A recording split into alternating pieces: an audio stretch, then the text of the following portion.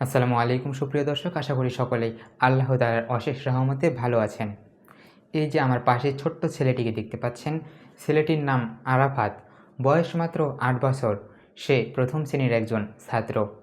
সে একটি মর্মান্তিকভাবে মৃত্যুবরণ করেছেন। হঠাৎ করেই তার পরিবারের মাঝ থেকে হারিয়ে গেলেন। তার বাড়ির পাশে একটি পুকুর ছিল। সে পুকুরে তিনি খেলতে গিয়েছিল।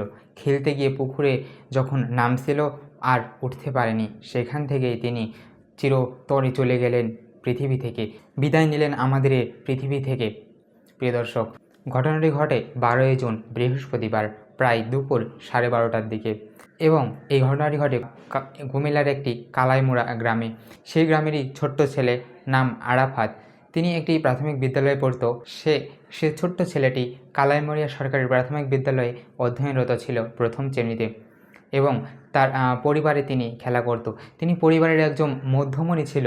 পরিবারটা তাকে আদর করে ডাকতো। তারা দুই ভাই বোনের মধ্যে মা জানায় যে ওই আরাফাতই ছিল সেই পরিবারের একদম সবচেয়ে বেশি আদরের। তাকে সবচেয়ে বেশি আদরে রাখা হতো। পরিবারের একদম মধ্যমণি ছিল, সবাই তাকে আদর করত। তার এভাবে চলে যাওয়া কেউ মেনে নিতে পারছে না। সবাই কান্নাকাটি করছে। তার মা কান্না কণ্ঠে বলছিল যে আমার ছেলে এভাবে চলে গেল, আমি তো মেনে নিতে পারছি না। আমার ছেলেকে আমি একবার কোলে নিতে চাই। আজকে আরাফাত হয়তো আমাদের মাঝে থেকে, তার বাবা মায়ের মাঝে থেকে, এই পৃথিবী থেকে চিরতরে চলে গেল। কিন্তু তার চলে যাওয়ার সাথে আমাদেরকে অনেকগুলো শিক্ষা দিয়ে গেল, যা শিক্ষা আমরা আজীবন মনে রাখব। আমরা প্রায় শুনতে পাই আমাদের বাড়ির পাশে পুকুরে অথবা ছোট্ট ডোবাতে পড়ে ছোট্ট ছেলেমেয়েরা মারা যাচ্ছে, তারা আহত হচ্ছে।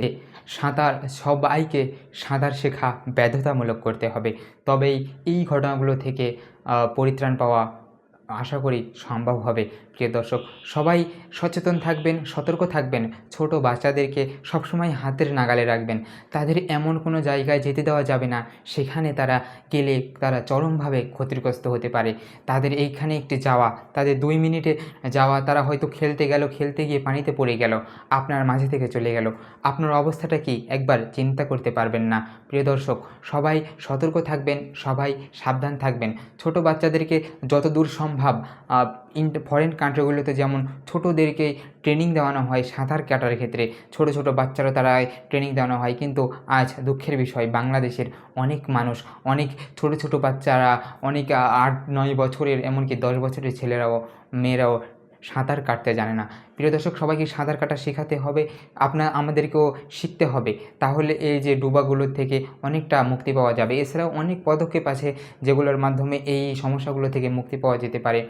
যেমন ওই সব পুকুরের পাশে বিপজ্জনক পুকুর হলে লিফলেট লাগানো অথবা ব্যারিকেড দেওয়া, এরকম আরও অনেক পদক্ষেপের মাধ্যমে সেই পদক্ষেপগুলো থেকে মুক্তি পাওয়া সম্ভব। আরাফাত সে তো চলে গেল।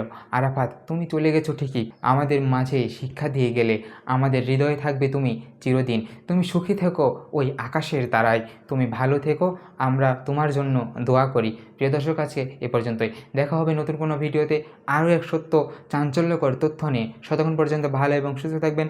আজকে এখানেই বিদায় নিচ্ছি।